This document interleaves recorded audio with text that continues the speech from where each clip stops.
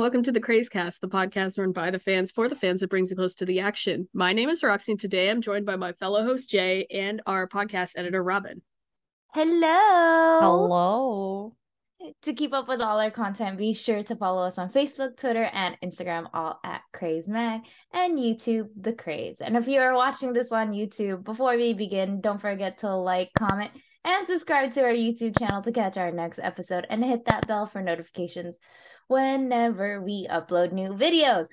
Okay, let's move on from this topic. So the next one I have is, what are your opinions about the slave contracts that company gives their idols? So who was the most famous for this first? Was it SM? I think so. With TVXQ? Yeah. I think so. I think we always knew it was around though. Mm-hmm. I think it's just because they're so popular.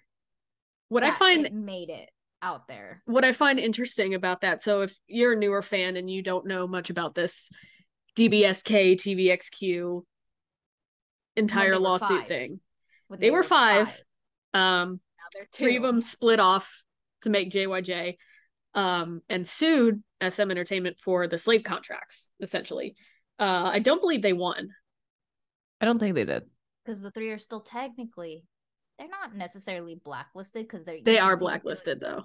But they're doing other stuff on other like they're releasing music still. Yeah, but they can't on the main channel. They cannot be shown on the main still. It's been fucking almost like 20 years and they cannot be shown on like the main channels of like KBS, NBC. They're not allowed on there. Like with Jessica. Yeah, so SM does this really shady thing where they blacklist the people they don't like, essentially from the entire entertainment industry. Yeah, it does not go away. Yeah. The only one who has gotten in, I think, because times have changed and how things are, the only, in my opinion, this is the only person who is like they're genuinely like okay with because they still support is Lay. Because I still see SM retweeting certain He's stuff still technically part of SM, is he not? No. Yes. No. No. No. But I don't know. Lay be doing his own thing, and I'm Lay be in China, so I think that's why they don't care. I believe, again, we have to fact check this. Make sure we fact check this later. I believe Lay left SM, but he did not leave EXO. Okay, so yeah, I did just fact check this. Okay, after a decade and his 10-year contract ended, he left SM. Yes. Okay, so that just happened last year. So yeah, he has his own label. So the only person who has technically good terms is Lay. And Lay trained with them for a long time too. And also, you could also bring up that SM has an issue with Chinese people, which has been a thing that people have said for many, many years. Well, that and like, look at how much Lay has done for SM when he's not like in Korea. Because still remember that collab that NCT 127 Lay did with Jason Derulo? Yeah. That was a huge thing. Yeah. I think you're right, though, because pretty much everyone else has been fucking destroyed by the SM blacklist. Because, like, Jaejung, I've seen him do dramas, but it's on the small channel dramas. Right. Jinsu does, like, he's more musicals. Yeah, he does the musical thing, and then the other guy is a bad guy, so we don't talk about him. He's disappeared. What he did. I'm still mad about what they did with Jessica.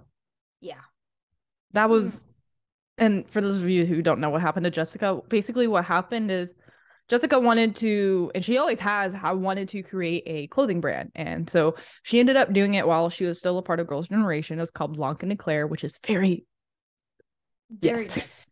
And SM basically gave her an ultimatum. It's either you pick the clothing brand and you leave the group and leave SM, or you pick the group. Well, obviously she's gonna pick her clothing brand because that's something that she's always wanted to do. And so she left SM, and now she's completely blacklisted in Korea. She's even mentioned it multiple times on interviews on how she cannot promote in Korea. Yeah, it's crazy. And like, she wrote that book too. She has 2. She has 2. I haven't yet to read the second one. We read have the second one. For Ask Me About K-pop for one of their episodes, but I was like, because it's like a fictional book about a trainee, right? I'm like, who the fuck is this based off of? I want to know. Like we know certain people are like, I could see her doing it, or I can see him doing that. I know, but I want to know who the mean girl in Girls' Generation was. So bad. I'm getting blacklisted.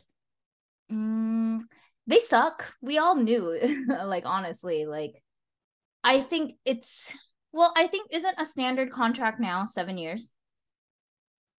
Yeah. Now. But yeah, that's why the 7-year curse exists. Yeah. But I know that there were people out there who were doing like ridiculous ones. Like, I think DBSK's was 13. I think it's criminal to make a teenager sign a contract that long. To be honest, to put a hot take out there, I think putting something that huge in the hands of someone whose brain isn't fully developed is very manipulative and awful. Especially when they are desperate to be idols, they'll do anything without understanding what exactly they're agreeing to. Yeah. And we've seen that time and time again. And I think also, like, giving these kids the chance to look, like, I know it's expensive, but also giving these kids time to go through like a legal like process of understanding what these contracts are saying, you know, because I think that's what gets some of these people into these contracts that they're not aware of, because I understand they want it so badly, so they're willing to sign any contract just so that they can get their foot in the door, but also like giving these kids the chance to and the opportunity to, like, okay, here's the contract, sit on it, read through it, and then you make the decision. It's still up to you, you know. But I feel like well, we don't know, but I feel like they're just thrusted the contract and like, you have to sign right now. Yeah, in person. And it's a way for people to manipulate a younger population that doesn't understand what they're doing. So you essentially, the adult gets the most out of it. The company will get the most out of it because they know exactly what they're putting on there, and it's in their best interest to not fully inform the idol of what is actually like the actual stipulations of this. So, right. And piggybacking off of that as well, the way that they do the payment for people that just debut and everything, shady. Extremely shady. The way that they typically do it, and I can't remember, it was a girl group and it was 3rd gen, and they talked about it on how they did not get paid until they had their first viral song. I want to say it was EXID or Momoland. I can't remember, but I know it's a 3rd gen girl group. I think it's Momoland, now that you mention it. Yeah. Mm-hmm. And like, they did not get paid until their first viral hit. And they ended up having to pay their company for every comeback before that viral hit happened. And I think that is shady. We've even seen that with like all this shit coming out about Luna. Oh God. People have been showing, like, I don't know where they get this information, but it's like the monetary breakdowns for like each member, and they still owe money to BlackBerry Creative technically. Even after all of this. Can we, like, I don't know if this is true. I don't, again, similar to Roxy, I don't know where everybody's getting this information, but how they only got 20 minutes to go outside and have a break or just go outside. 20 minutes out of their whole fucking day. That's how controlled they were. You only get 20 minutes to do this. That's not even enough time to go out to the restaurant and just have a lunch break. Yeah. You know, on their own. And I'm just like, oh God, that is terrible. That is absolutely terrible of how they just mistreat these idols. And it's just like, that like brings another whole other meaning to slave contract. They're literally slaves. Yeah. And it's technically legal because they signed something under contract. Yeah. So that's what's the scary part about it. And obviously we really don't know names and such, but it's just like, you know, we're aware that there are artists out there also to pay off this money. There are other stipulations in place to make it a little bit more, you know, if you get what that means, obviously. You know, it's not by choice either. And